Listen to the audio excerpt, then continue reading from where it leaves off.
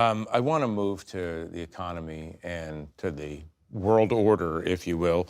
The uncertainty over tariffs, among other things, are causing a stock market sell-off. Came back a little bit today, but the markets are moving into correction territory. David, you wrote earlier this week that, quote, Mr. Trump is eroding the old order without ever describing the system he envisions replacing it with. His actions suggest he is most comfortable in the 19th century world of great power politics, where he, President Vladimir V. Putin of Russia, and President Xi Jinping of China negotiate among themselves and let lesser powers fall in line. This is all pretty head-spinning stuff, I gotta say. It is, and we'll get to the alliances part in a moment. You know, if you think back a million years ago to Trump's inaugural speech, does seem a long while ago. Yeah. Who was the president who was most venerated in that speech? It wasn't Washington, it wasn't Lincoln, it was McKinley.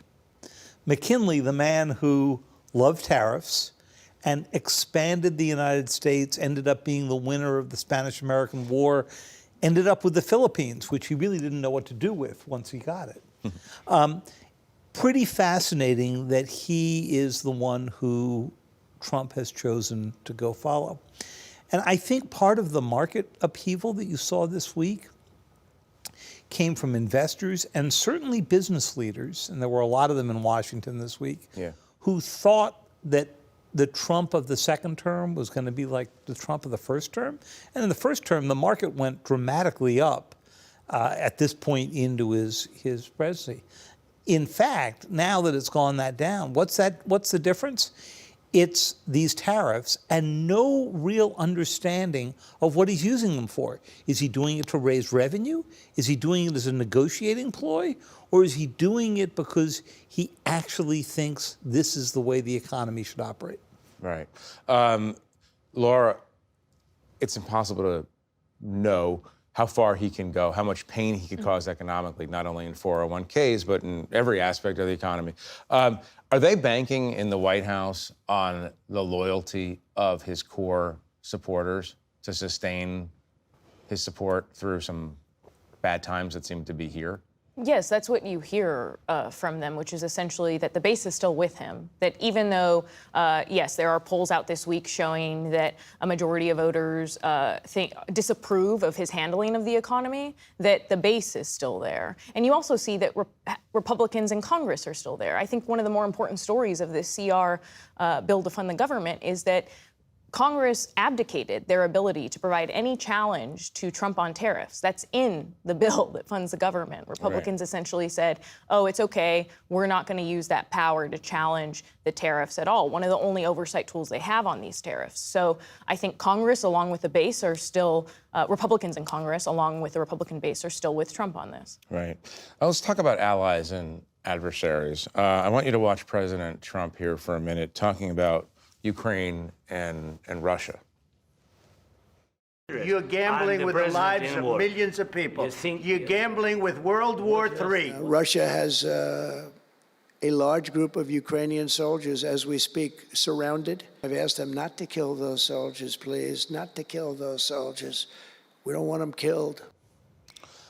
Okay, Steve, known each other a long time. I've known you to be tracking the Republican foreign policy ideology and the different strains within Republican conservative ideology for many, many years.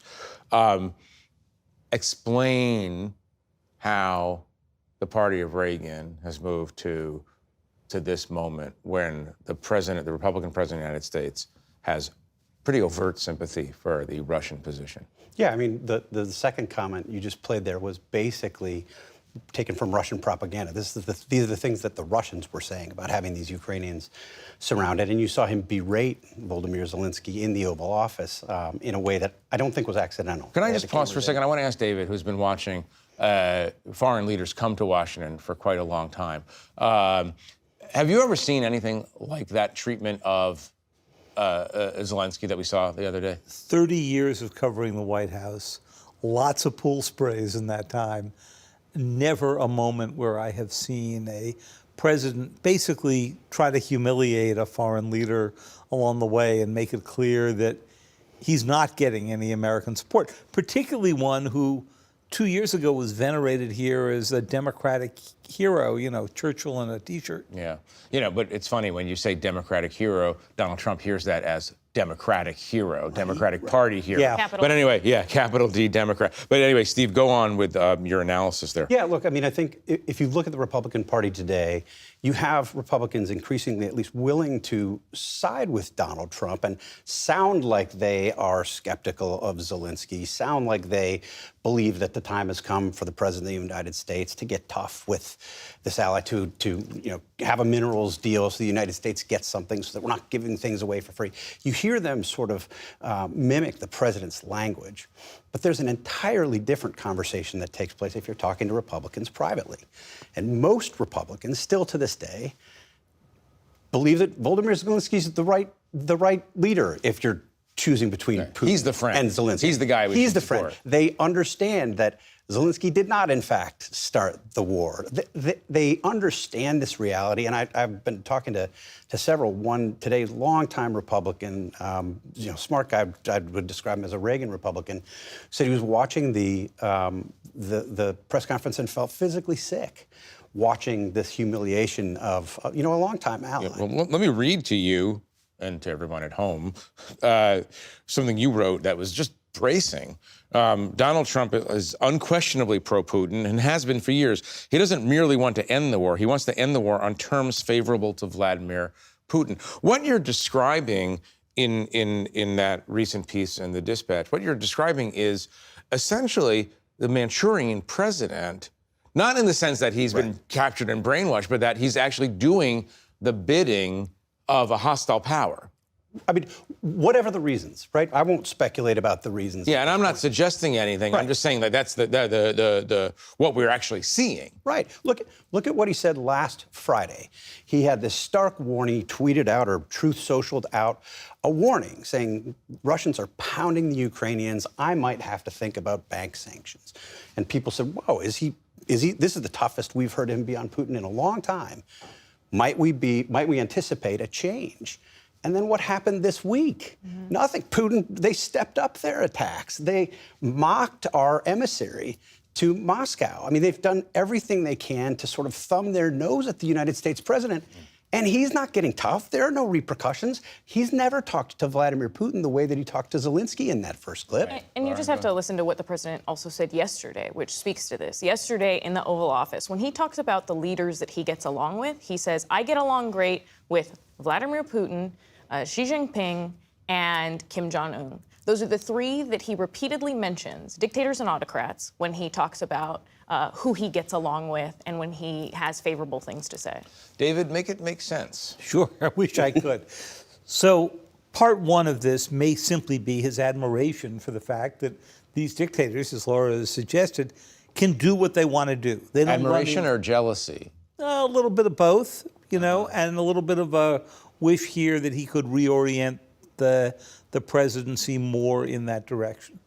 I can't psychoanalyze a man for how he got there, but here's one thing you certainly can say, that 50 days into this presidency, we have seen him do more to eat away at the foundations of the system the United States built up after World War II, one that was based on institutions and laws that made it harder for small countries to be completely forgotten, gave them some purchase, that created some minimum standards of human rights. You've not heard the president discuss that, that moved us toward democratization, and that used soft power because it helped the United States basically guide where the world was going. He has done everything he could, from USAID to the way he is working with, trying to get to a relationship with Putin, and he is tearing those to pieces. Now, the question is, do you just hunker down for 4 years and hope these institutions come back? Or do you conclude, as many Europeans are, that in fact he is making a fundamental change? And there is a reason that the president of Poland came out last week and said, we may need to think about our own nuclear weapons. that the new Chancellor of Germany, or incoming Chancellor of Germany, said, we need to design a system that makes us independent of the United States. We've never heard things like that from Europeans before. Right. I want to ask Laura and Steve a question. I've been particularly fascinated by Marco Rubio, the Secretary of State, in part because I know him a bit. I covered him, and I know how much of a anti-Russia hawk he has been. How do you explain to non-Washington-centric Americans the seeming complete shift in worldview of people like Marco Rubio? It's not just Rubio, obviously, in the administration, from a position that we all understood to a position now of, well, maybe Zelensky isn't so great, and maybe Putin is, not so bad. Well, I'm not sure that I can explain it very well but other than he's not alone, you're right. NSC advisor Mike Waltz is also in this same camp. There are other Republicans, those in Congress, who, like Rubio, have been Russia hawks that, as Steve said, publicly are in Trump's corner, privately say another thing. I think that Rubio has decided that, like many Republicans, the majority of the party now, that if they are going to stay within this party and hold any kind of power or any kind of influence, although it's questionable how much influence the Secretary of State actually has now, given the fact that he used to be a supporter of foreign aid, talked about it a lot on the Senate floor, championed it, and now USAID is dead. So it's questionable how much influence and power they actually have in this exchange that they've made. Steve, you know the guy. I would say the shorthand is ambition over principle, right? I mean, if you want to be cynical about it, he wanted to be a big player in the administration. He wants to come in. He wants to sit at the right hand of Donald Trump on the world stage. And that ambition trumps everything that he once believed, many of the things that he once believed. The more charitable, what you'd hear from Rubio folks is that he thought he could go in and make a difference. And if he were one of the people in the room at a crucial moment where the United States is, in a crisis, an international crisis, it would be good to have Rubio in the room giving that advice, because the other people who could be there might be much worse, might not have even ever had the kind of views that Rubio once had. David, that sounds like the theory of the first term. Yeah. Which they were that was supposed to be grown-ups. Rex Tillerson. That was Jim supposed to be Mattis. Jim Mattis. That's right. It didn't work for any of them, right? He went through 4 national security advisors. He went through 2 secretaries of state, pretended that he actually was listening to Mike Pompeo, the second one, and now has pulled his Secret Service protection, right? I doubt that Rubio is going to find, particularly in a second-term Donald Trump, that he is able to do that. Now, maybe at the crisis moment, having him and Waltz there will be sort of steadying hands. We haven't seen a big crisis moment yet. Maybe we will with Canada. I mean, who knows? Speaking of Canada, Yeah. Thank you for the transition. I want you to watch something that the president said about our neighbor to the north, our friendly neighbor to the north, just the other day. To be honest with you, Canada only works as a state. It doesn't. We don't need anything they have.